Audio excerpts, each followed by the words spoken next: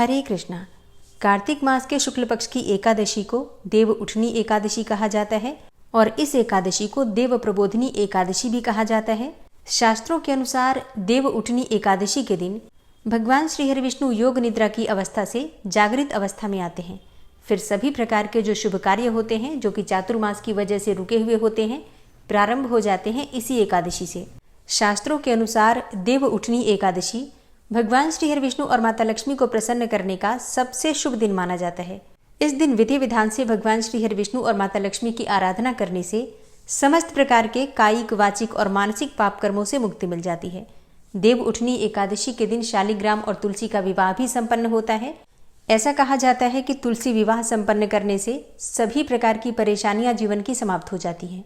सुख, समृद्धि, संतान, सौभाग्य, हर प्रकार की कामना शालिग्राम और तुलसी का विवाह संपन्न करने से पूर्ण हो जाती है। और इसलिए कार्तिक मास की शुक्ल पक्ष की देव उठनी एकादशी सनातन धर्म में बहुत महत्वपूर्ण मानी गई है।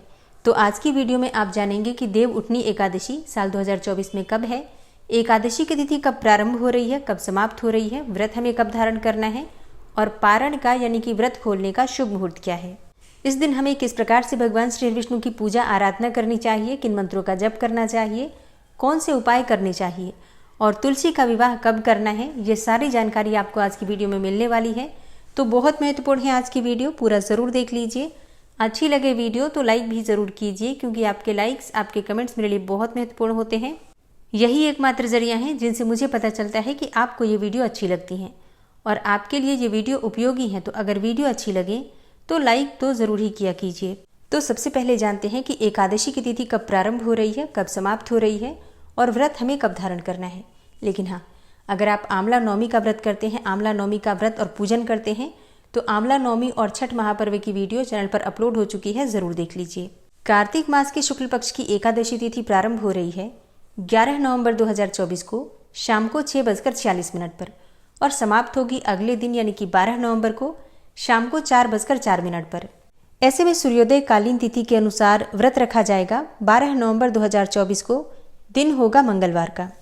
अब बात करें तुलसी विवाह कब करना है तो देखिए, बहुत से स्थानों पर जब भगवान श्री हरि विष्णु एकादशी के दिन जागृत अवस्था में आते हैं तो जागते ही भगवान श्री हरि विष्णु ऐसा कहा जाता है कि तुलसी को ही याद करते हैं। हरिवल्लभा तुलसी सबसे पहले परम प्रिय मानी जाती है उनकी, इसलिए उनका विवाह संपन्न करा दिया जाता है शालिग्राम स्वरूप का और तुलसी का देव उठनी एकादशी के दिन ही। लेकिन बहुत से स्थानों पर द्वादशी के दिन ये विवाह संपन्न कराते हैं। ऐसे में जो भक्त एकादशी को विवाह संपन्न करवाते हैं वो 12 नवंबर 2024 को तुलसी विवाह करेंगे और जिनके यहाँ द्वादशी के दिन ये विवाह संपन्न करवाया जाता है वो 13 नवंबर को तुलसी विवाह करेंगे। ठीक है, तो इसमें किसी भी प्रकार का कोई संशय नहीं है।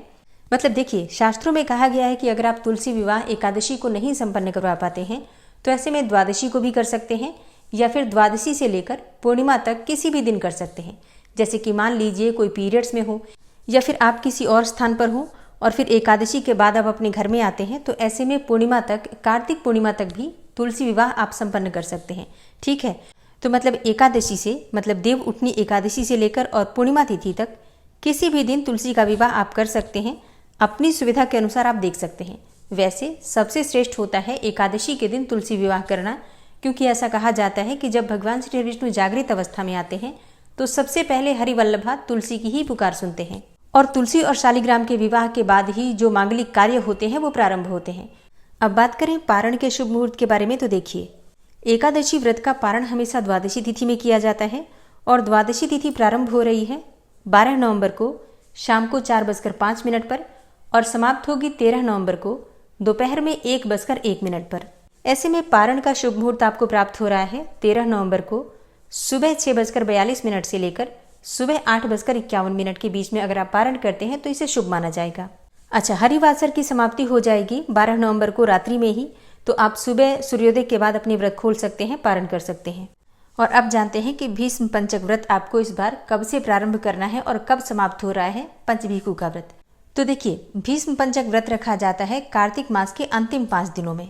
मतलब शास्त्रों के अनुसार देव उठनी एकादशी से भीष्म पंचक व्रत का प्रारंभ होता है और कार्तिक मास की पूर्णिमा, जिसे कि देव दीपावली कहते हैं, उसी दिन इस व्रत का उद्यापन किया जाता है। तो देव उठनी एकादशी का व्रत हम धारण कर रहे हैं 12 नवंबर को और इसी दिन से पंचभीखु का व्रत भी रखा जाएगा।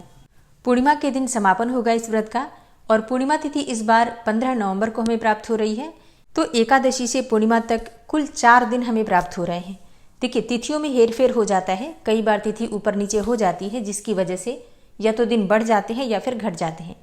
ऐसे में कई बार भीष्म पंचक का व्रत 5 दिनों की बजाय 6 दिनों का भी हो जाता है और कई बार तिथियों की वजह से तिथियां जब 6 हो जाती हैं तो 5 दिनों की बजाय 4 दिन का भी भीष्म पंचक व्रत हो जाता है। अब इस बार कुछ इसी प्रकार का है, 4 दिन का ही भीष्म पंचक व्रत हमें प्राप्त हो रहा है। ऐसे में कई भक्तों के प्रश्न आए हैं कि क्या हम 11 नवंबर से भीष्म पंचक व्रत धारण करें 5 दिन पूरा करने के लिए? तो नहीं, ऐसा नहीं करना है आपको। भीष्म पंचक व्रत तिथि के अनुसार ही रखा जाता है, देव उठनी एकादशी से लेकर और पूर्णिमा तिथि तक। ठीक है, तो इसमें दिन का उतना महत्व नहीं होता है, सिर्फ तिथि का महत्व होता है। ऐसे में व्रत का प्रारंभ आपको करना है 12 नवंबर को।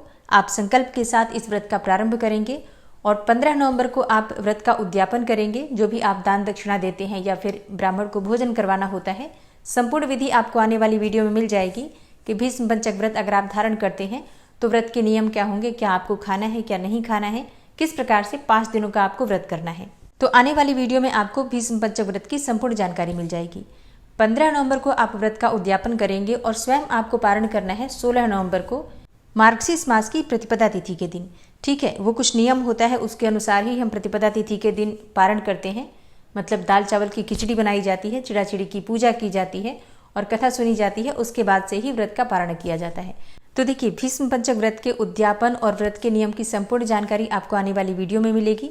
इसी प्रकार से अगर आप कार्तिक मास का पूरे महीने का व्रत कर रहे हैं तो कार्तिक मास के व्रत का उद्यापन आपको कब और कैसे करना है, ये जानकारी भी आपको आने वाली वीडियो में मिलेगी। इसके अलावा तुलसी की पूजा, तुलसी विवाह किस प्रकार से करना है, ये सारी वीडियो आपको एक एक करके मिलने वाली है। तो चैनल से जुड़े रहिए ताकि सभी जानकारी आपको सही समय पर प्राप्त हो। तो दोस्तों, ये है आज की वीडियो। उम्मीद करती हूँ आपके लिए उपयोगी होगी वीडियो। अगर वीडियो पसंद आई हो तो वीडियो को लाइक कीजिए, शेयर कीजिए और चैनल पर पहली बार आए हैं, अगर अभी तक आपने चैनल को सब्सक्राइब नहीं किया है तो आज की वीडियो अगर आपको अच्छी लगे तो चैनल को सब्सक्राइब करके बेल आइकन को जरूर प्रेस कर लीजिए। इससे ये होगा कि इस चैनल पर जो नई वीडियो अपलोड होंगी उनकी नोटिफिकेशन आपको सही समय पर प्राप्त होगी। मिलती हूँ मैं आपसे अगली वीडियो में, तब तक के लिए जय श्री राधे।